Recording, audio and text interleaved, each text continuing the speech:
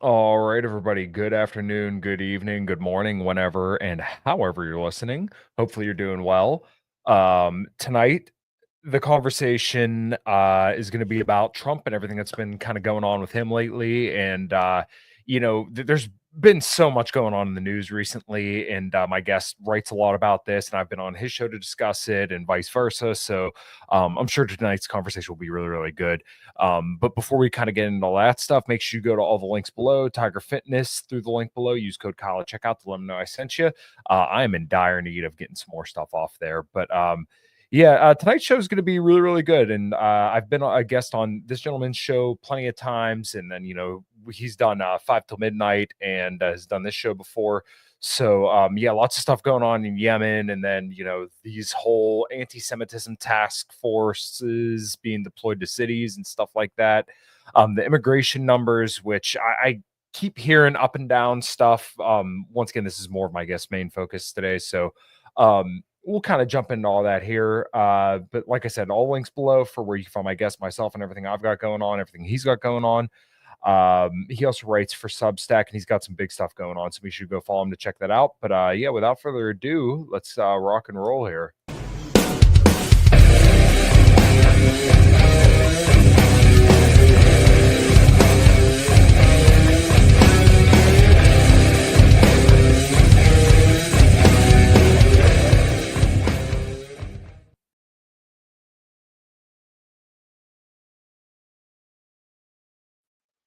All right, everybody, welcome back to the show, my dear friend Jose Nino. How you doing, dude? I'm doing quite well, Kyle. Thank you so much for having me on again.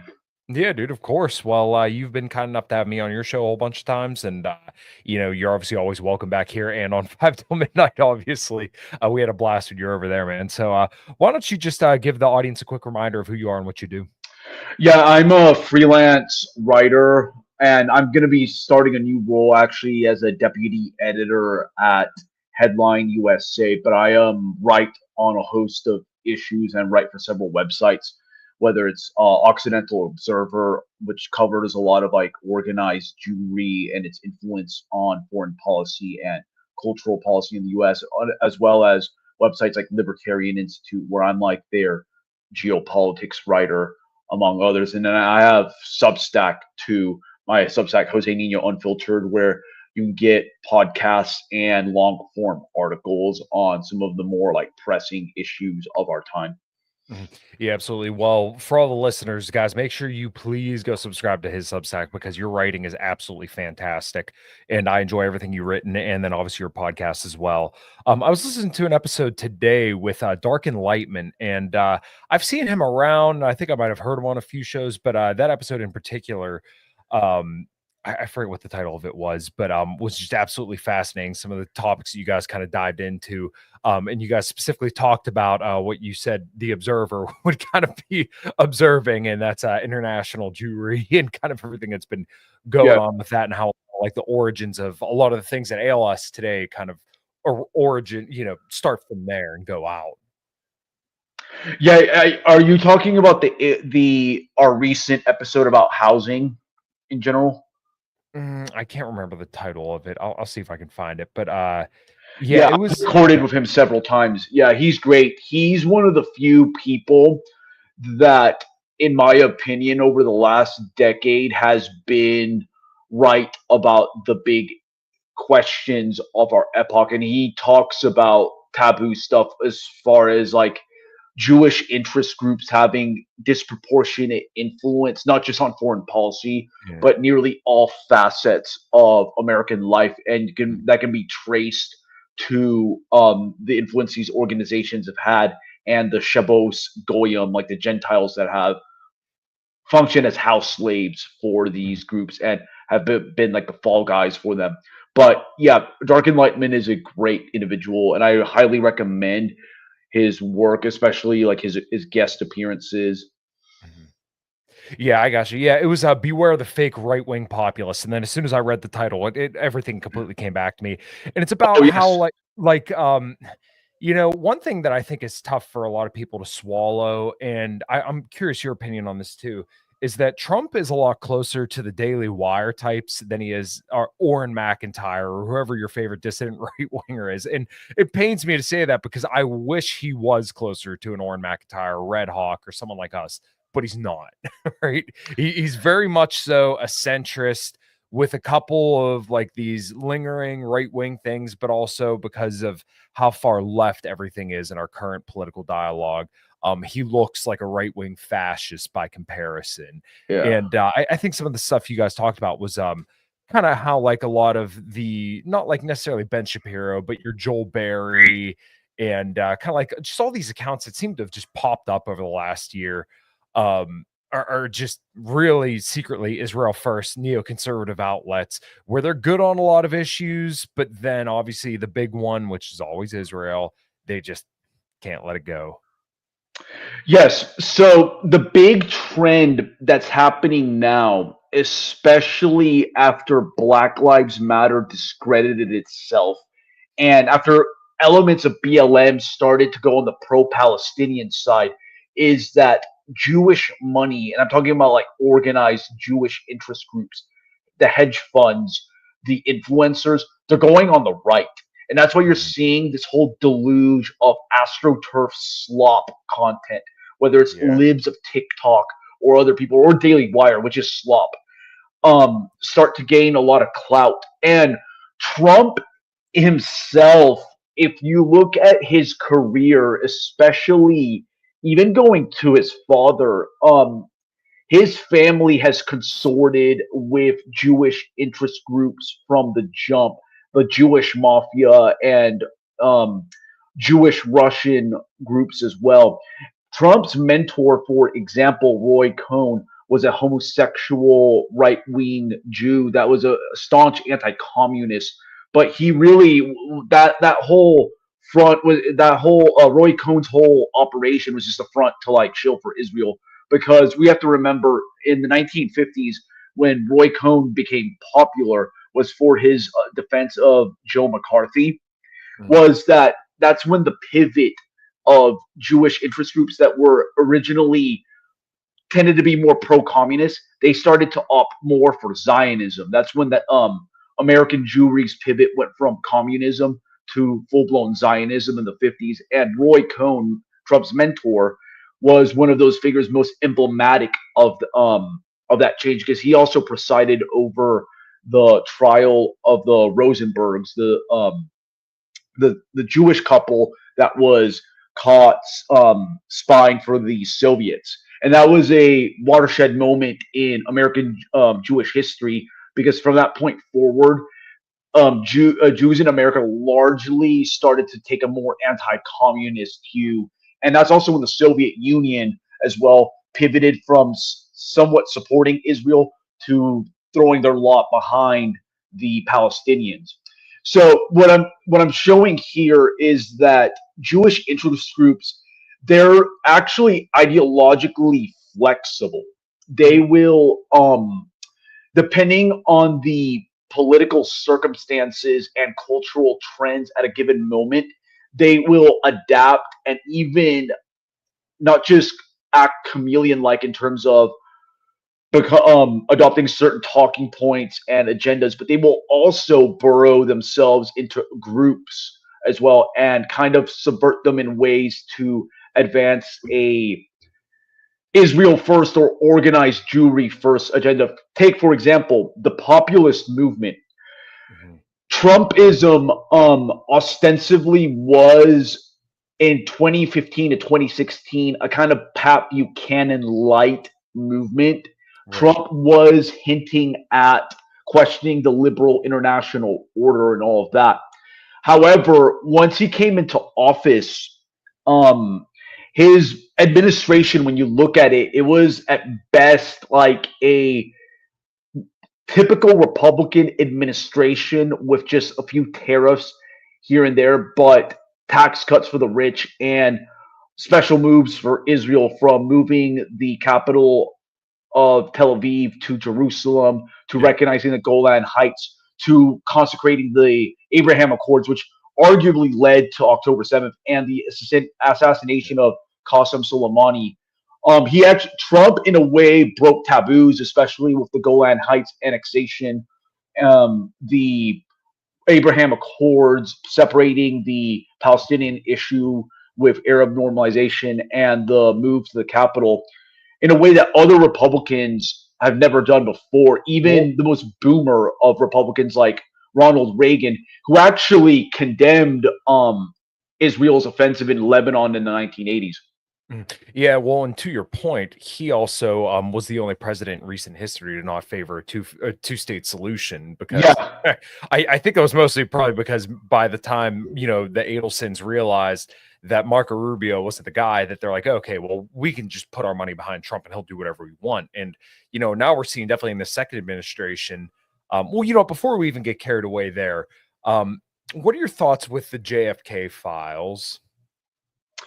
I haven't looked into dived into that, but I imagine there's going to be a lot of cognitive pollution and redactions and people going on fishing expeditions and wild goose chases that because that kind of stuff, man, over the last few decades has been probably tampered with, and Yeah. there's probably been a transpartisan consensus to do that, and also obviously from organized Jewry as well, to prevent any meaningful analytical research on it, and that could produce who the actual culprits were for JFK's assassination and all of that. I tend to lean more on the Israel theory the more I've dug into the topic, but that's actually not my expertise. But I Yeah. imagine that with a lot of the way the government has functioned over the last century, you're just never going to get full transparency. And it's going to be a grift too, because it's going to create a whole cottage industry of cognitively polluted documentaries filled with tons of disinformation and just loony theories. Yeah, I think right there you really laid out my whole problem with the alt media swamp. Your Tim Cast, your Patrick Bet David, all these big yeah, all these big shows. It Libs of TikTok, they're all like, and Libs of TikTok isn't a show, but like all these media kind of conglomerates, they serve as nothing but disinformation machines. And really, they're basically the mainstream media. Like they use the same talking points, except Yeah, for it's just like a pro-Trump bent, and they usually have the same exact views on foreign policy. Like I know Tim Pool says he's anti-war and stuff like that, but he always manages to just eventually kind of settle back to the mean of just being kind of yeah. like a shit lib who just absolutely adores Donald Trump.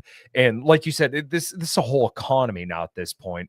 And this was definitely like emblematic of the whole Epstein file release where they handed Oh, that was a the joke. Epstein files to known a fucking Israeli lobbyist. Are you serious?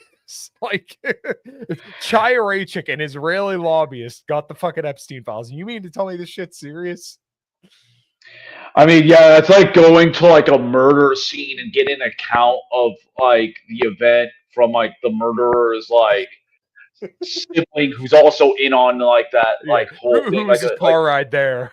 Yeah, yeah, his accomplice. It's like getting yeah, it's getting the take from the accomplice, or yeah, or even more on the nose, from the Jewish mafia, the literal Jewish, which is the only organized crime group that's actually been allowed to operate for the past century without much punishment from the federal government, which is a whole another rabbit hole. But Mm. yeah, one point I was trying to get at too is that even the so-called right-wing populist movement in the U.S. and also Europe too, there's a nexus as well that's been infiltrated too with the National Conservatism Conference that's run by Yoram Hazony, who's quite literally a dual Israel American dual national that essentially has created this fake pseudo Pat Buchanan movement that's so-called non-interventionist, but it's pro-Israel, and it is what I've long suspected is that um we're in a really strange situation where the international order, and as you mentioned, the alt media landscape becoming so big that we're seeing a breakdown of what I would say is the 20th century order, where you had a legacy media Yeah. um, ecosystem that was dominated by two or maybe three principal networks. But now it's become like a hodgepodge of networks. And even in cultural terms, too, you're seeing like a decline in Hollywood and also traditional sports. So everything is getting really fragmented. So what I'm suspecting is that the so-called ruling class, deep state, which is very much disproportionately made up of Jewish interest groups and individuals, they're trying to spread the reach far and wide into all these like newly like balkanized groups, whether it's Yeah. like populist, alt media, um, the Bernie Bro left or any of these groups. It's a transpartisan phenomenon. You're seeing tons of cognitive pollution. You'll see like the typical subversion, the best like subversion operation. People will tell you this from like a limited hangout perspective, is that when it's like 90% right, but then it's that 10% that's like really wrong. That Yeah. when you realize that like the National Conservatism Conference, for example, um I've written about this too. If you were to just look at what they talk about, like at their events or any of like their content, and you did like a survey of like if they had like an ideological survey that they would have people fill out, I would probably agree with them on like maybe like 80 to 95% of the stuff that they believe in. But here's Mhm. the catch. That 5 to 10% that I don't agree with them on is probably going to be related to the question of like Israel and the disproportionate control that Jewish interest groups have. And that's the only stuff that really ends up getting fixed because the Faustian pact that a lot of these groups, these controlled groups, are now offering disaffected whites and other groups is that, hey, if you pact with us and you support Donald Trump or so called populist America First Republicans, we'll maybe throw you a bone with like a Derek Chauvin pardon, or Right. we'll stop like discriminating against whites in the military or for some like basic government positions. But at the end of the day, you're not going to get like substantial benefits from like full blown immigration restriction. Obviously, no end to the wars and all of that. So that's the thing too, is that now we're you're seeing tons of psyops on all fronts, and it's actually kind of overwhelming. And I would argue it's almost by design because it's done to basically flood the zone and just pollute your mind and almost compel you and gaslight you into like entering a pact with a guy that's actually or organization that does not have your better interests in mind. Yeah, yeah, when you really like I said earlier, when you think about the whole alt media swamp, that really encapsulates a lot of the problem with it, and then you also look at, like, a lot of the people that these shows have on. I mean, they're the vast majority of them are Jewish people, and they're Israel firsters. You just go down Joe Rogan or especially, like, Tim Pool's roster, and they're always pro-Israel, always, every single one of them's pro-Israel. They're always anti-war, but then all of a sudden, "Oh, well, that Israel issue comes up, and, well, we gotta dive on Yeah, that." So, I would even add too, just to show the like the length of this stuff, even like the so-called red pill space, which I'm more adjacent and you're very plugged into it. You're seeing too, and I think this is part of like a kind of polarization agenda. The gender war strategy is also classic divide and rule because you see like obviously like the Judeo left and the cultural left pushes like the cringe feminism and other degenerate trends.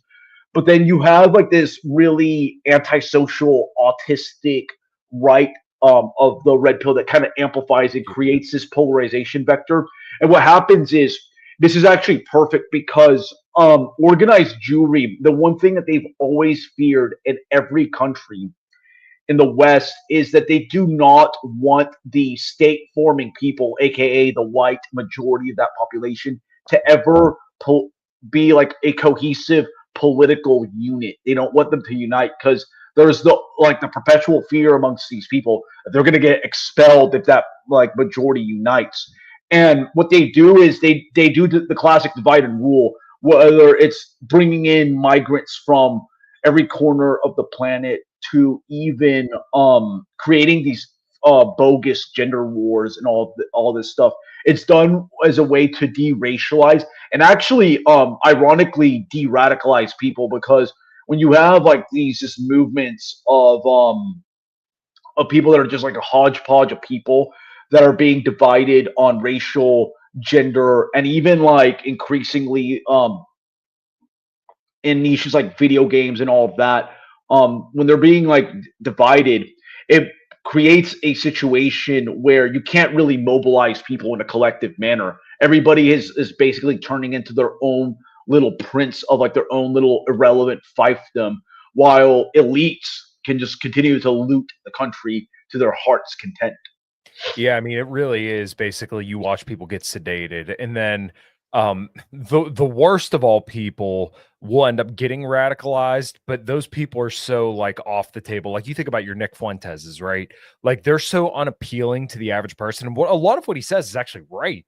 Like I Yes, even Myron Gaines too. yeah, Just to name drop people, regardless of what you say about them, as somebody who I'm like as a political analyst, when you see they will say a lot of stuff I actually agree with, but when they start talking about like the gender stuff, and like trashing like white women or whatever, like Gaines does that more. They kind of play into this dynamic where they're obviously opposing like Israel, but they're actually inadvertently playing into organized Jewry's hands to effectively create more gender polarization and ultimately not getting the two genders to even consort, much less like get their fuck on to like reproduce. And they yeah. in a really weird way, they like unwittingly exacerbate the country's fertility crisis. Yeah, it is really funny. And I'm sure you follow Ryan Stone, but I remember he was like, every single time I see either of these two, Myron or Walter, he's like, anytime I see these guys interacting with women, they always look like the before picture. They never look like the after picture. And like, what you're supposed to take away from the red pill space is how to be good with women. So that way you could decide what you want to do. In my situation, I decided I want to have a wife and I want to have kids, right? I'm doing that successfully. Like anytime you watch Fresh and Fit, like if you watched the Access Vegas episode they did, just like the entire time I'm like, none of these guys look like they're pleasant to be around. So like not talking about Roller Mike, but like Myron or Walter, like they don't seem like they're genuinely enjoyable people to be around. So like what are guys learning from this other than like you said, basically playing into the gender war of just not liking women more and more? Yeah, you know what's funny about Walter Weeks Fresh is that he's actually there's like videos and photos of him being like next to Ben Shapiro. This leads me to another point. The self-help space is also you have to really take that stuff with very small doses because a lot of that also plays into the hands of organized Jewry because it leads to the formation of these weird cults, in my opinion, Yeah. that makes a lot of people alienate themselves from like their friends and families, and they end up becoming like de facto slaves to these gurus, whether it's Tony Robbins or whatever. And that kind of stuff just encourages mass consumerism and Yeah. atomization. And a lot of these people just turn into like autistic self improvement robots. They're like not even interesting people to be around. And I think it's all part of a general plot to like get people to become more deracinated and just behave like social insects. And this makes any type of political change practically impossible because politics is largely predicated on like intrapersonal interactions, like being able to build a community. If you cannot, like, if you don't even know your neighbors and really you can't even like interact with people on a normal basis, like, dude, forget about launching like a political revolution. Like this is like talking about sprinting at like the Olympic level when you can barely even walk. Yeah, yeah. Well, and there's also like the fact of elites, but there's nobody that is an elite that isn't intertwined with international Jewry. I mean, it's just an absolute fact that there is no one on that level that it doesn't just completely kowtow. Like you look at Elon, he literally, I have the tweet pulled up of him replying to Netanyahu, and I actually think this goes to a point that you made earlier, and also gets us to some other topics I wanted to talk about. But let me make sure. Okay, yeah, you can see this. In America and in Israel, this is from Benjamin Netanyahu's official Twitter account. When a strong right wing leader wins an election, the leftist deep state weaponize the justice system to thwart the people's will. They won't win in either place. We stand strong together. And of course, Elon Musk does a signature, very simple reply, and he just threw a 100 up there. It goes to your point about how subversive the Israelis really can be. Yeah, yeah, yeah.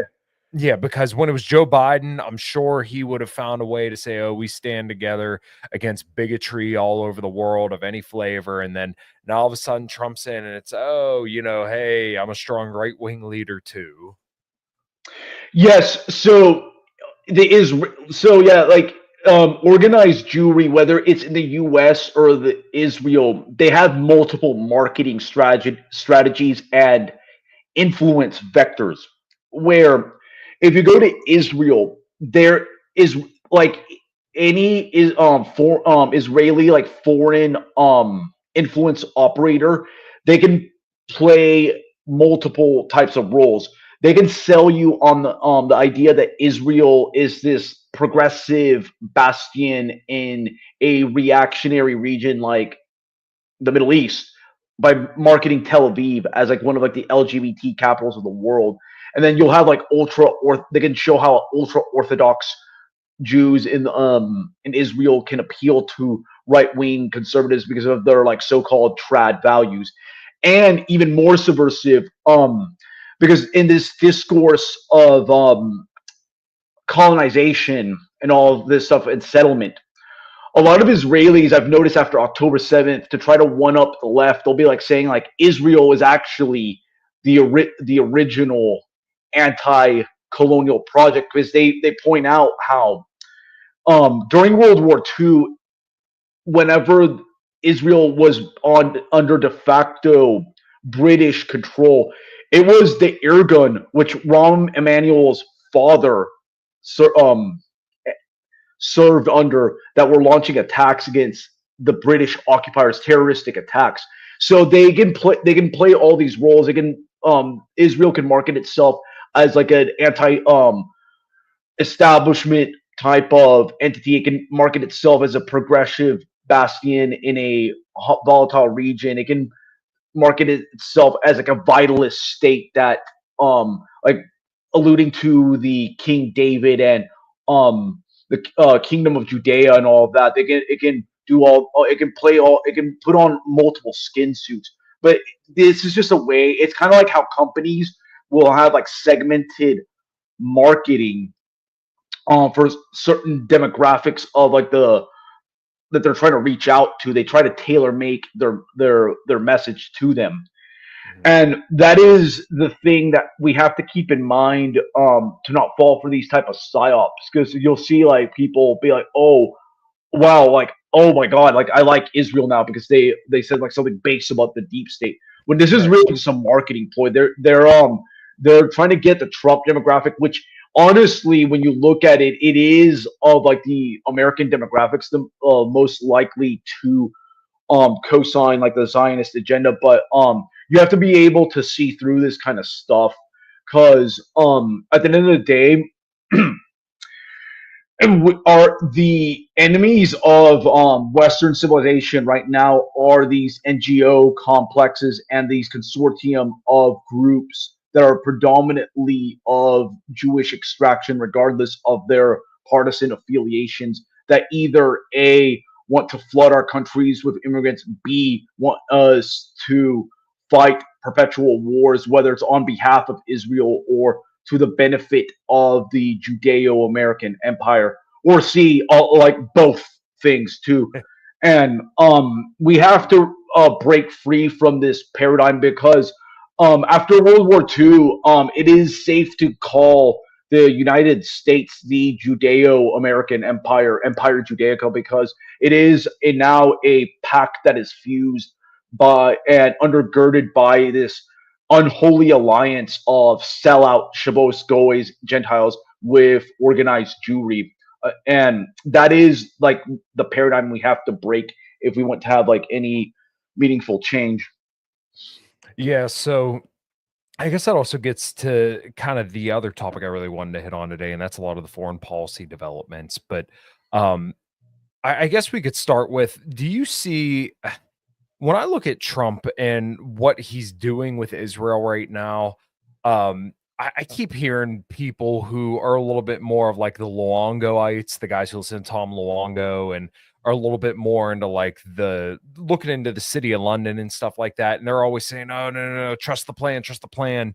This is all going according to plan. And, he's going to fuck over Netanyahu and he's fucking over the people who fucked over us for the last 2,000 years. I'm like, man, if he was, wouldn't you think he wouldn't be sending task force all over the US to crack down on anti-Semitism and then signing the most aggressive anti-Semitism speech laws into law, using the HHS for fuck's sake, the Department for Health and Human Services to crack down on anti-Semitism. Like every single department in our government right now is just screaming that they're conquered.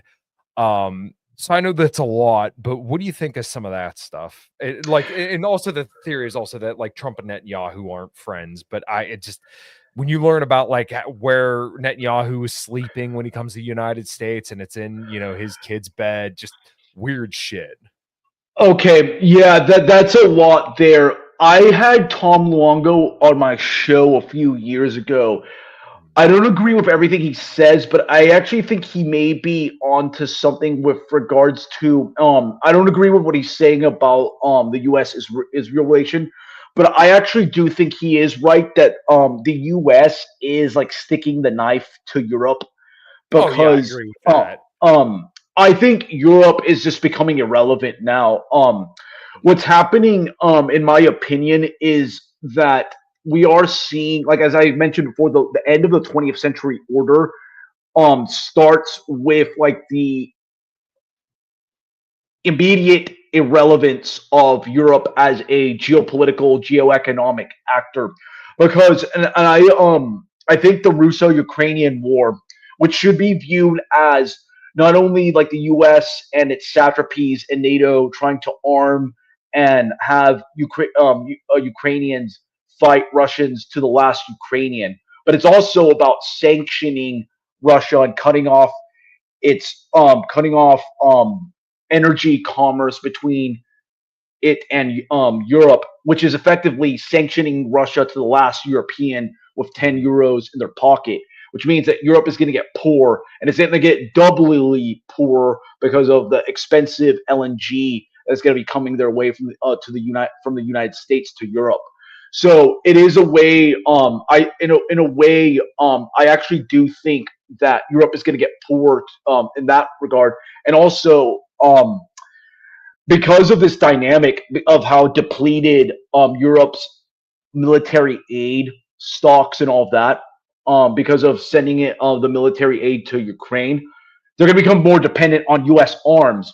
And guess what? Trump calling for them to spend more on their like militaries in like Europe, it just means that it's like a big job. It's going to be a big windfall for U.S. Arms companies because they're going to be the primary suppliers for Europe. There's like some indigenous European arms companies that could possibly help outfit some of these militaries, but they're going to still be heavily reliant on the U.S. and doubly so. And as a result, they're just going to become poorer because of the fact that like it's going to create fiscal crises in Europe due to the fact that you can't have guns and massive amounts of butter in their welfare states. So on that end, I think Luongo is right about that. But with regards to Israel, this type of like fixation of obsessing with like the dynamics between Netanyahu's like personal relationship with Trump, it reeks of like tabloid tier international like analysis of like international affairs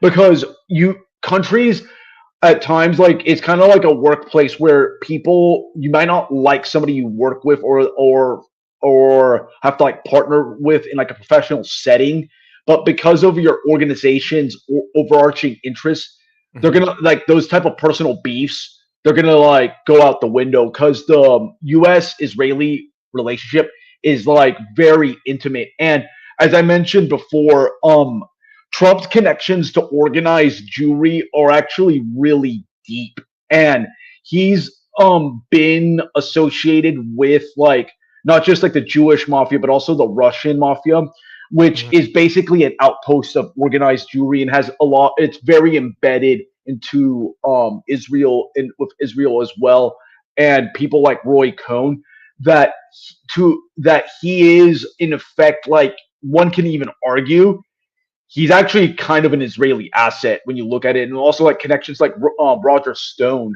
who Yeah. has actually openly collaborated with the Mossad. Um, He this also kind had of, that wild swinging history too. He's a weirdo. oh yes, yeah, yeah, yes, and that makes him very susceptible to that because they've got Right. wild compromise on him in that Oh, regard. yeah, I'm with you. Um, when you look at all these factors, like the House is going to end up winning one way or the other. Right.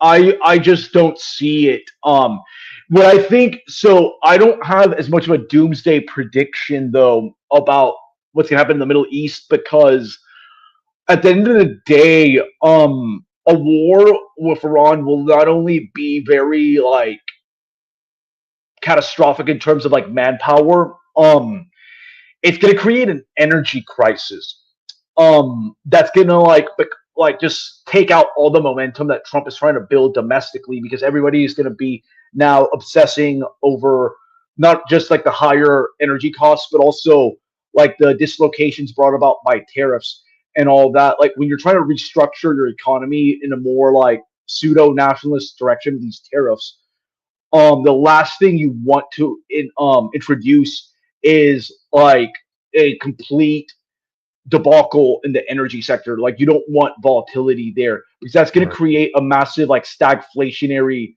type of environment. And the tariff type of policy as it is quite bold. And I just think that what we're seeing right now is the US has like reached its limit in terms of like fiscally and its and military overstretch. And that's why they're trying to like do everything possible to wrap the conflict up in Ukraine, but like the Russians are simply not biting, and also they're always having like second guesses about what they're going to do in the Middle East because I really do think in the Trump administration there's probably people that are like running the numbers and saying like yeah this like potential conflict with Iran it's not going to be like a walk in the park, and even if like they create like some really optical like strikes against like nuclear facilities and all that, it could provoke the Iranians to just like shut down the Straits of Hormuz or create or make some moves that are gonna like send energy markets going wild. Yeah. Well, and like you said, I think even for the house, quote unquote, they really don't want to fuck with prices all that much because, there's although the dollar is rapidly losing value, we're still the cleanest, dirty shirt in the hamper. Yeah, yeah, So if energy prices go crazy, then once again, a lot of these countries aren't particularly sovereign.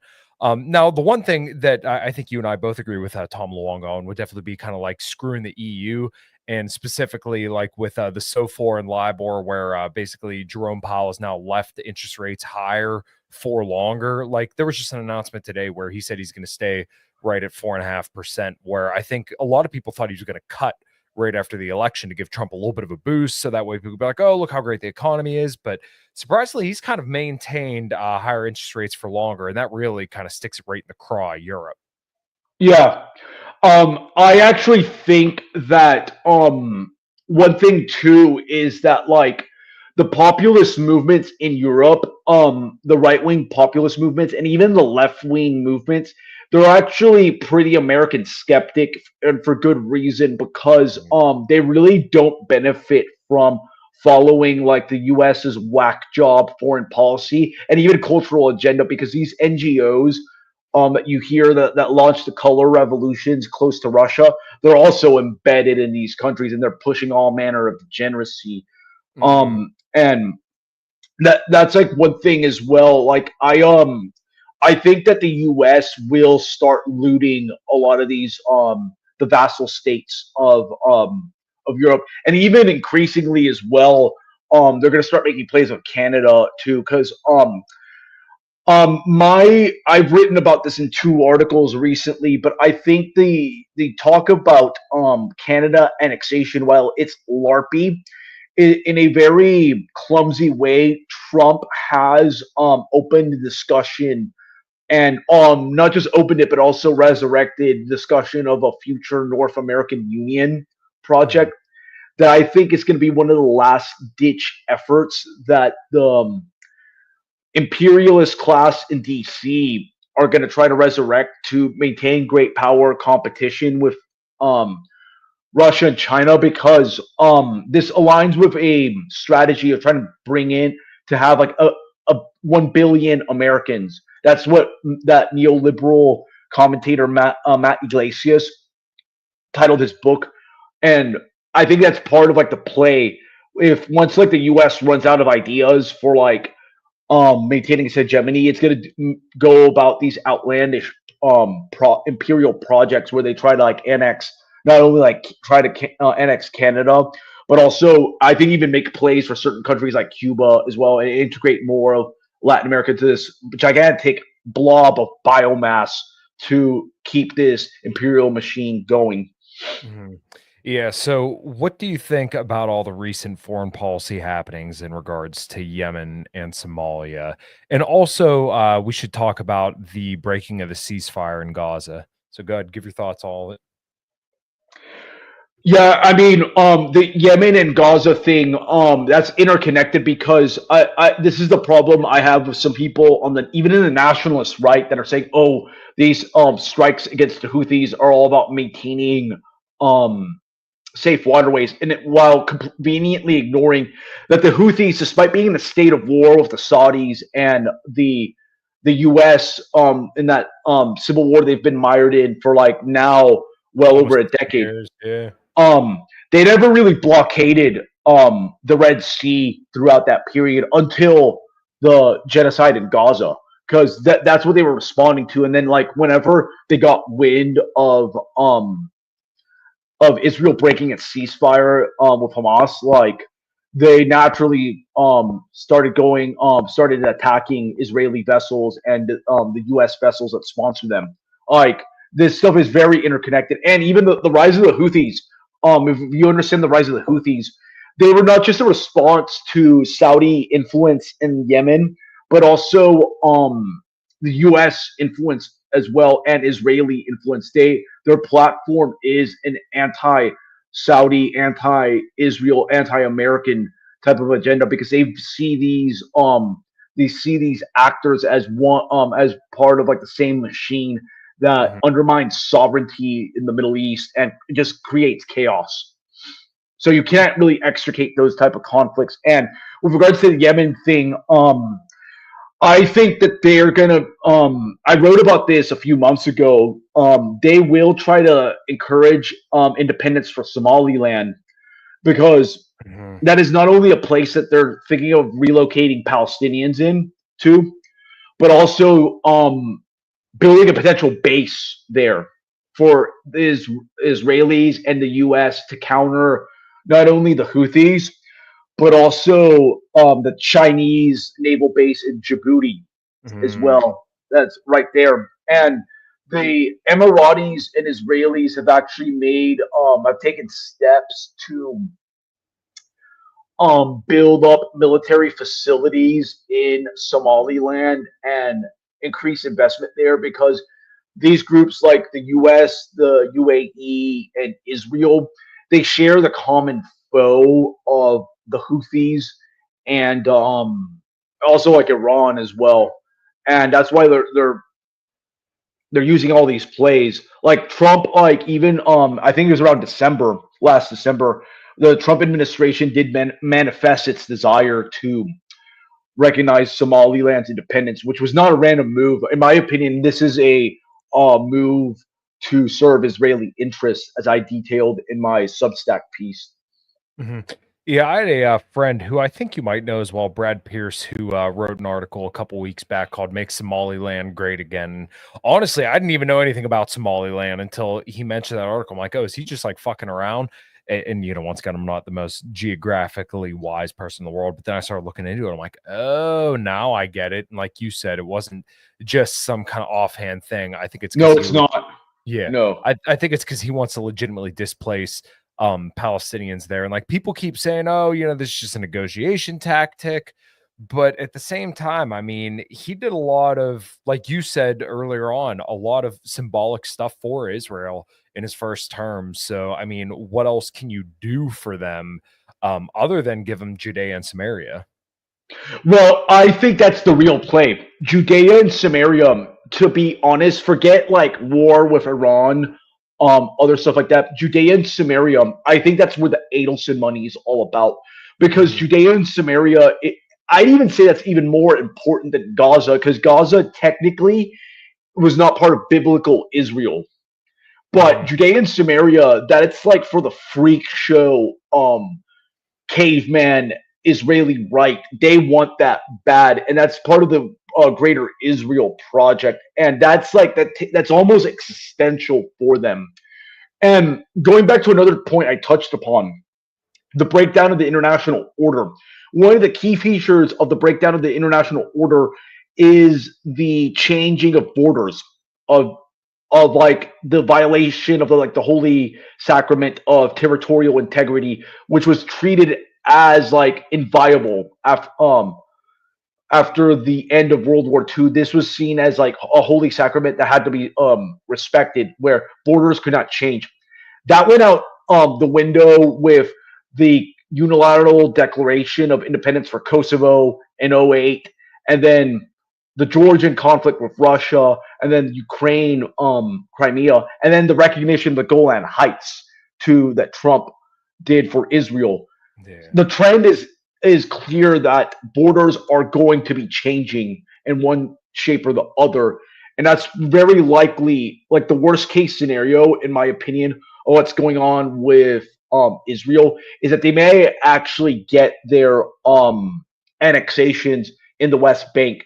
And I forget his name, I think it was like David Friedman, who was the ambassador for Trump to Israel.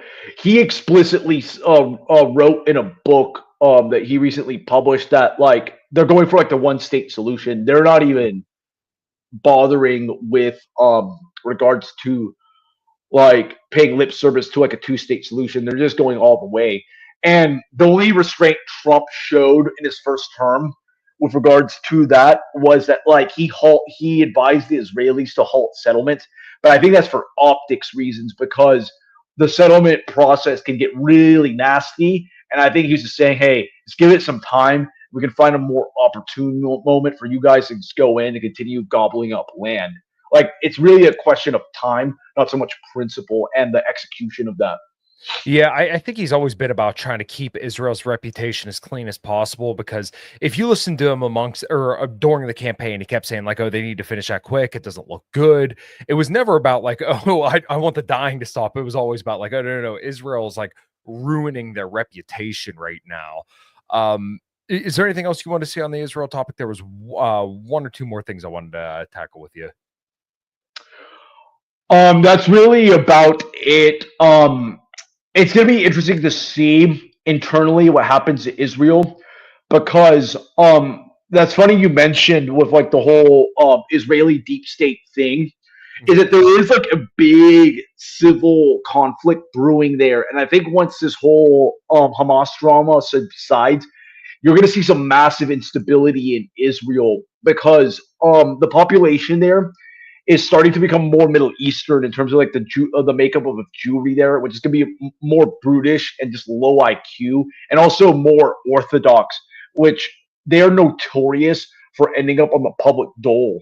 So Israel could be experiencing like a system like breakdown in the next decade or so, and that's going to get really interesting because Mhm. um, the viability of the Israeli state will then be in question, and then you're going to have the $1 million question: is the U.S. going to bail it out?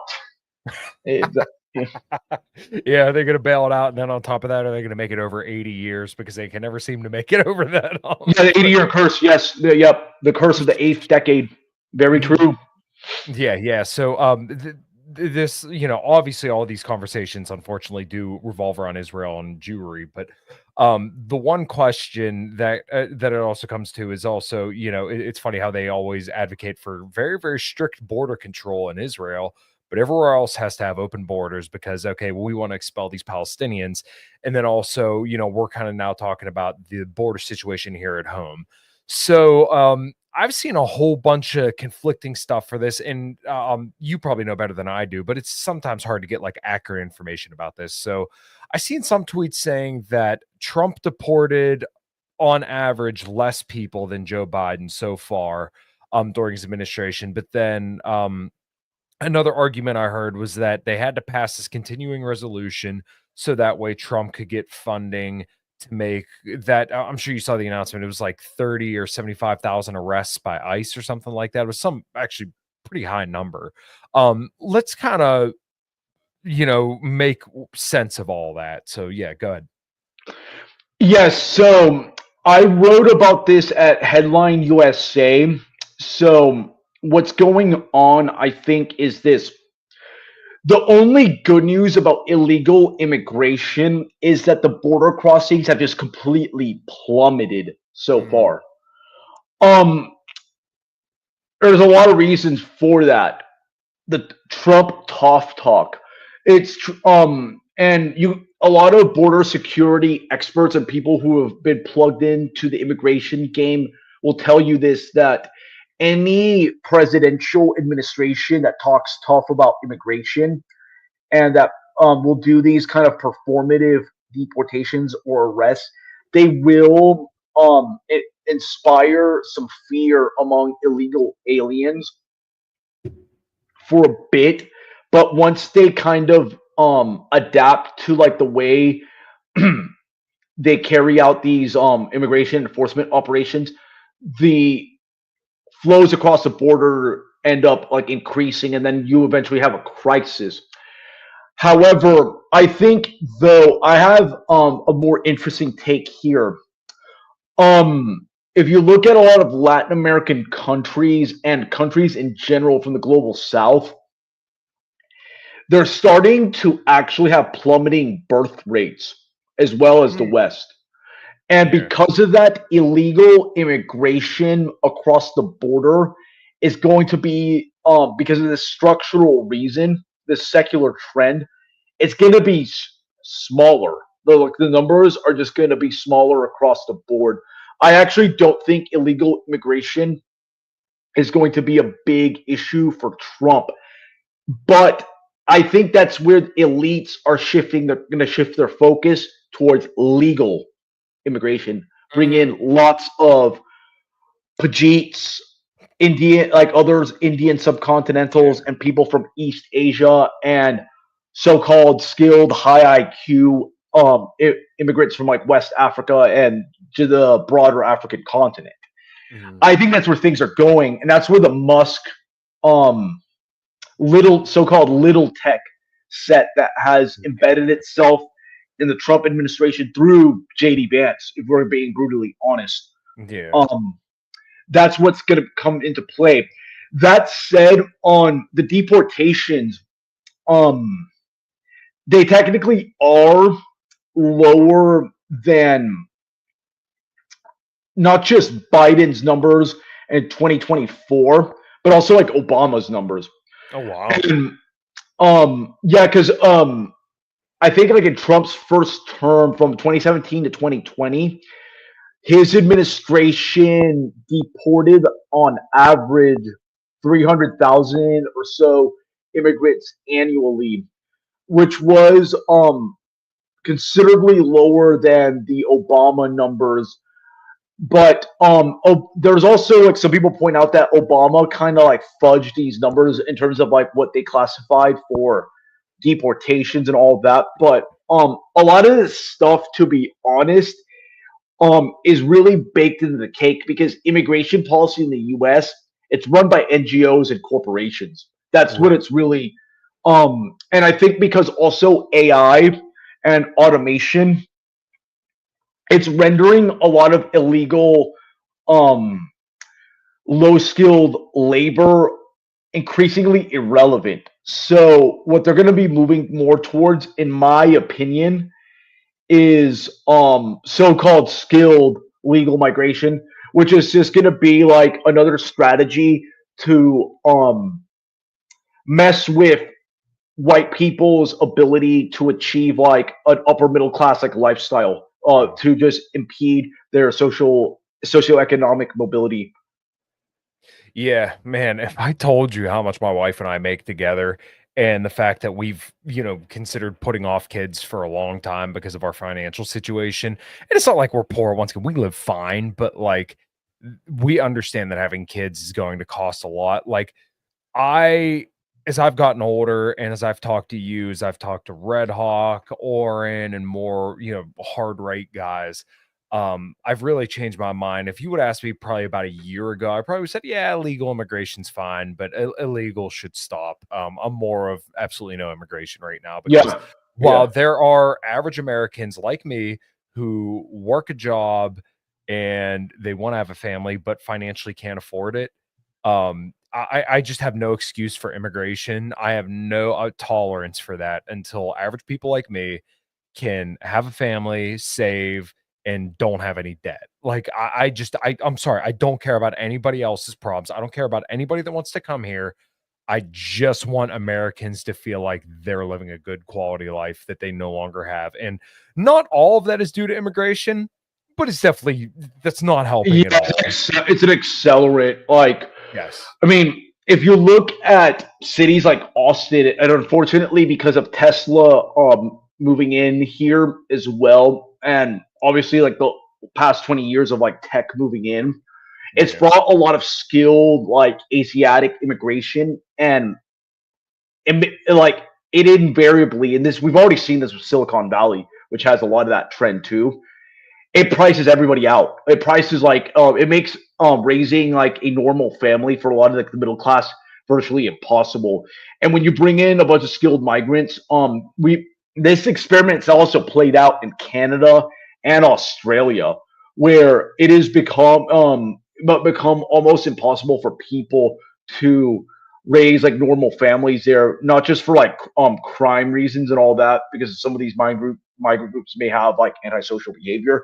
It's Yeah. that like when you bring in a bunch of people, it's going to create by default like massive spikes in housing demand, and Mhm. it's basic economics there where you get like stagnant wages and increased demand for housing. Like you're gonna have a situation where nobody's gonna really be able to afford a house, or they're gonna have to like live like third world migrants just packed into like a kind of bug pod or some type of makeshift arrangement. Like it's just like a bad situation, and the solutions are bad overall because you'll have like neoliberals, some libertarians and conservatives say, "Oh, let's just build more housing." Well, when you start relaxing a lot of those regulations, you're gonna like create the conditions for like slums to pop up, like the favelization of like the U.S.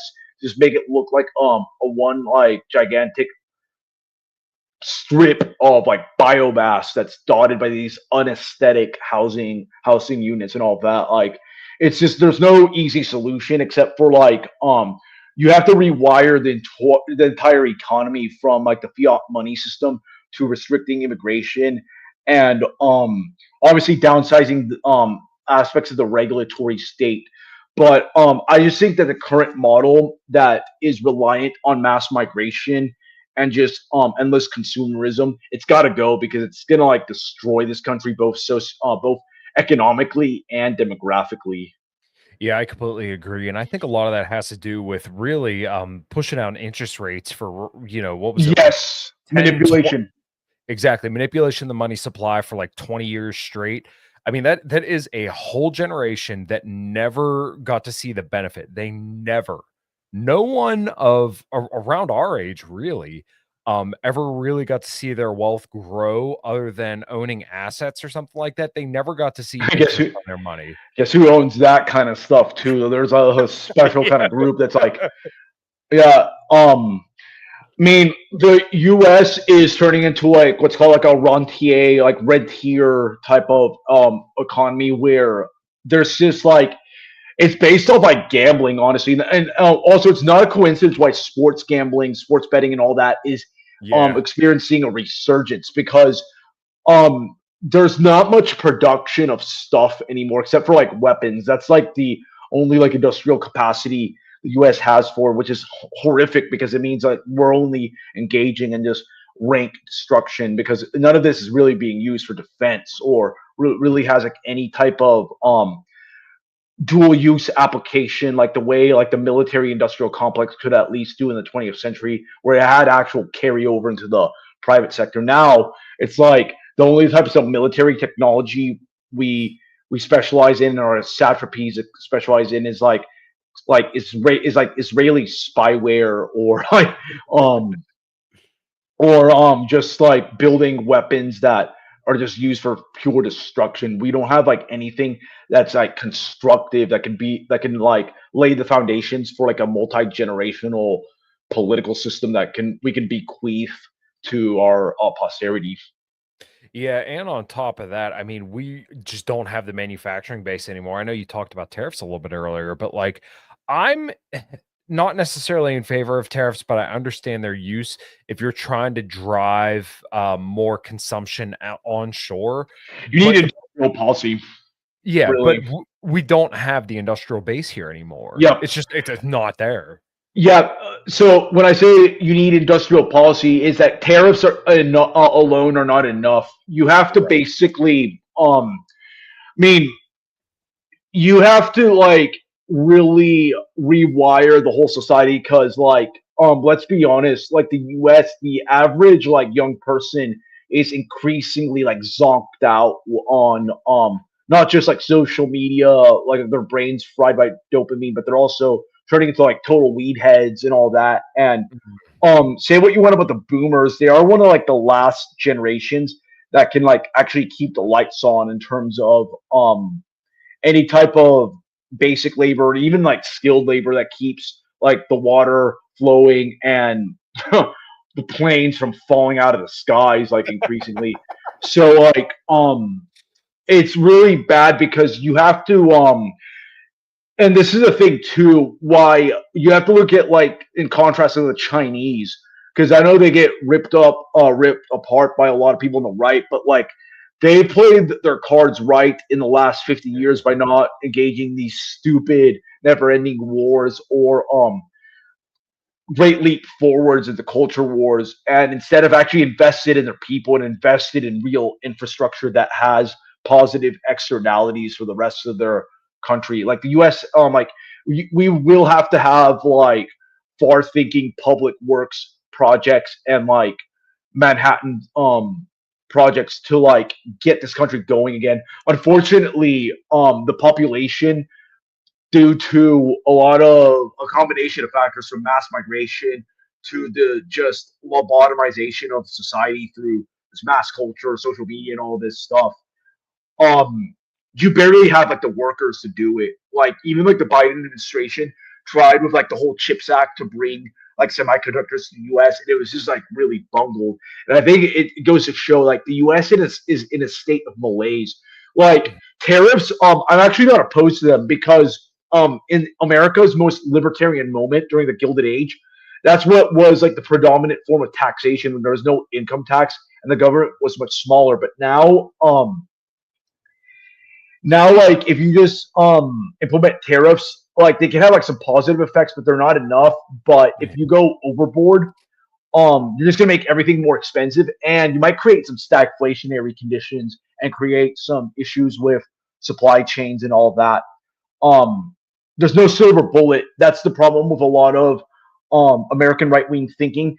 They think that if you just hit like a certain button and if you hit it like hard enough it'll fix everything. It's not, and oftentimes it may create diminishing returns or even unintended consequences. You have to like think things more from like a systems based approach where you have to hit a bunch of check marks, and then we can start talking about like making the economy more nationalistic. Yeah, I completely agree. Well, unfortunately, that's not exclusive to just right wing spheres because if you listen to any libertarian long enough, or not even long enough, just for 5 minutes, it's always, well, if you just get the government out of it, then it'll surely be fixed. And Yeah, yeah. There's a lot. It's a transpartisan thing where yeah, it is like it just shows a lack of political imagination and also a lack of a lack of introspection too, because you have to be ready to like start um throwing out and like you have to start really just questioning everything, a lot of assumptions that we used to have, and also slaughtering various sacred cows if we're going to be blunt, because we did not get here overnight, and there are some flawed aspects of the American project that do need to be reassessed if we really want to move forward and preserve the state founding people of this country. yeah, I completely agree.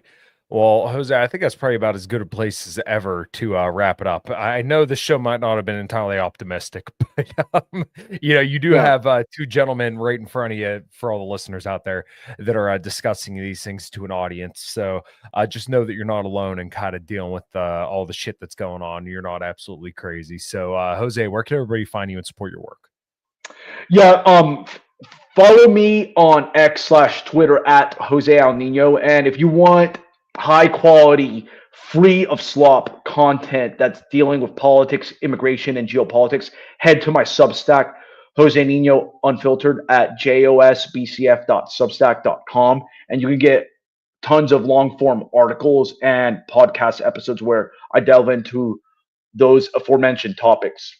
Yeah, well, as I said at the top of the show, I really recommend following your Substack and obviously your podcast as well because you've had lots of great guests on, and I always enjoy your show and always enjoy talking to you, man. So I think we'll call her there. Everybody, thank you so much for listening, and until next time. I forgot tomorrow. Dave the Distributist is going to be on the show, so everybody, make sure you come back for that. That's going to be an awesome conversation. I'm really looking forward to that. So. Jose, thank you so much for coming on, and we'll close out the stream there. All right. Awesome.